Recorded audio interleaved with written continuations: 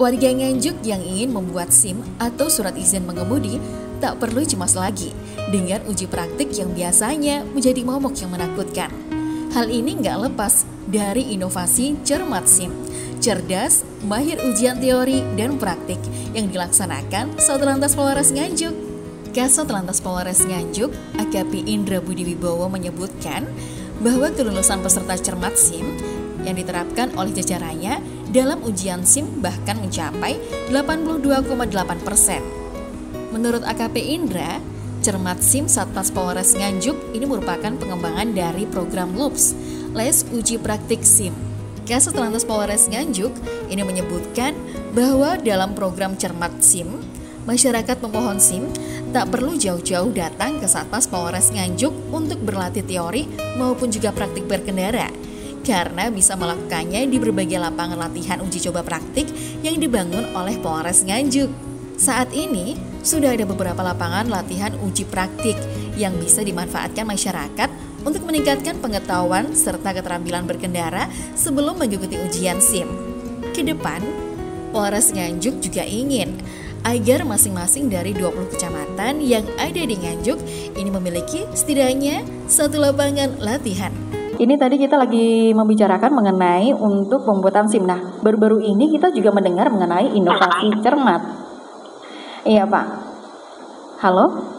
Iya, Mbak. Iya. Mungkin bisa disampaikan nih, Pak, mengenai inovasi Cermat nih, Pak. Baik, Mbak.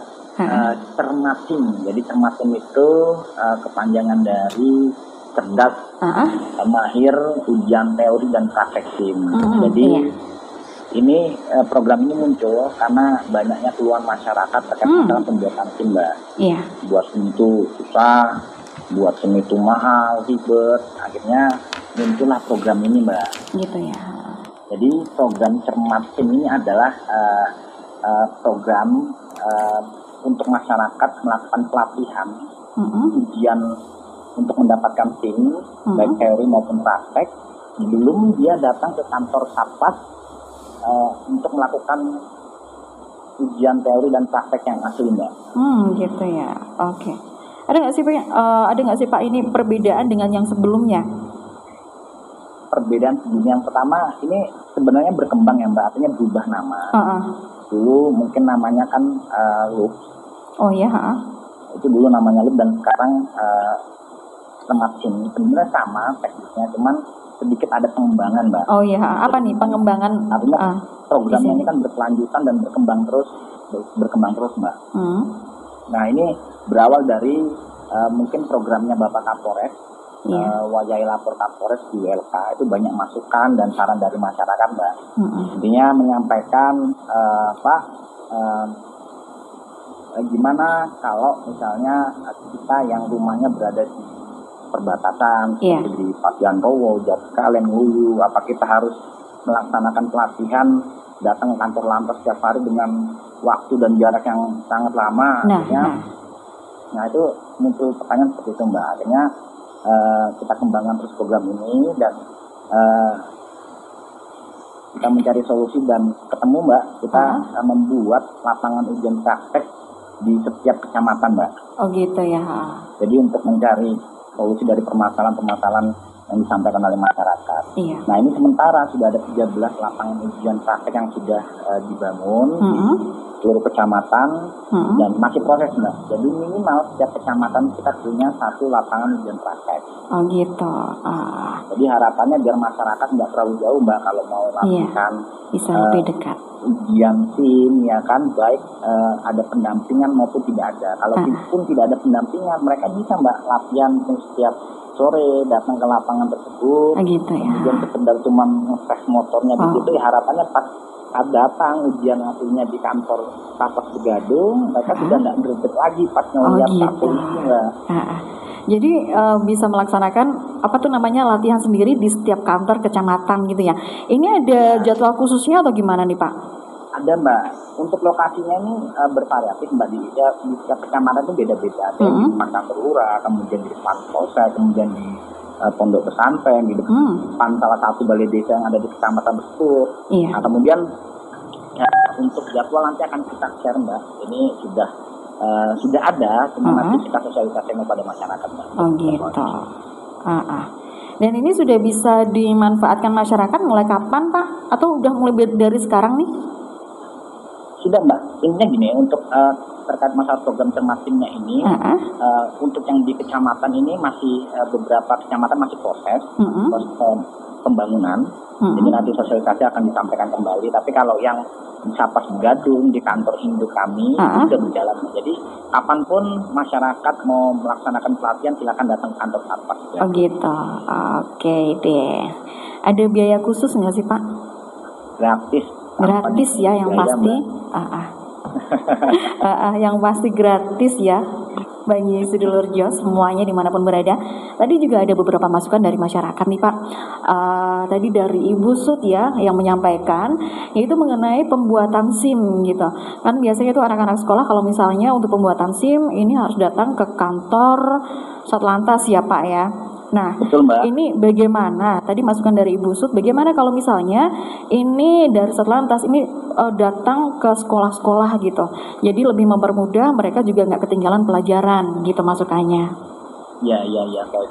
Mungkin gini Mbak, untuk sementara, jika teman-teman ingin membuat SIM baru, itu memang wajib datang ke kantor induk Mbak, di kantor Sapas Gadung. Gitu. Karena nanti kan kaitannya dengan identifikasi. Karena kebetulan alatnya itu memang ada di kantor induk. Oh gitu. Oke. Dan kalau misalnya hanya perpanjangan, kita sudah menyiapkan ada mobil SIM keliling, cuma ini lagi ada sedikit trouble Mbak. Tapi artinya itu sudah berjalan selama ini. Jadi kalau hanya perpanjangan bisa dimanapun Mbak. Gitu. Oke. Oke deh, baik. Terima kasih Bapak sudah menyempatkan waktu hari ini untuk berbincang sejenak bersama kita. Karena dari tadi kita membicarakan mengenai yang satu ini juga masyarakat yang udah nge-share juga mengenai ceritanya dalam pembuatan SIM gitu, pengalamannya bagaimana. Ternyata ada yang berjuang jatuh bangun sampai 4 kali. Sebenarnya gini Mbak, sebenarnya mereka itu sebenarnya bisa membawa kendaraan bisa. Cuma itu tadi faktanya yang kami amati, jadi ketika ujian baik teori maupun praktek, untuk ujian teori hampir 80% itu lulus Mbak.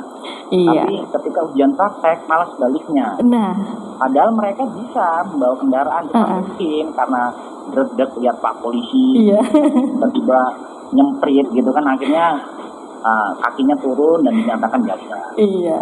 Nah, makanya kita siapkan cermat SIM. Jadi harapannya sebelum mereka ujian yang hasil di kantor induk, mereka bisa melakukan pelatihan terlebih dahulu Mbak. Jadi biar mengurangi dredeg Mbak. Iya, di masing-masing kantor kecamatan ya Pak. Ini yang sudah ready kira-kira di mana aja nih Pak? Untuk yang lainnya sepertinya masih proses ya. Ini ada 13 tempat Mbak. Itu di Desa Talang Joso. Iya. Kemudian di Pondok Gus Muhibin Loceret. Kemudian di SMA 1 Nganjuk. Kemudian di Pabrik Rokok Buyangan. Kemudian di LDII Kertosono. Kemudian di Balai Kelurahan Tanjung Anom. Kemudian di Balai Desa Mojokendil Nonggot. Kemudian di Balai Desa Babatan Padian Rowo. Kemudian Pondok Milenial Lengkong.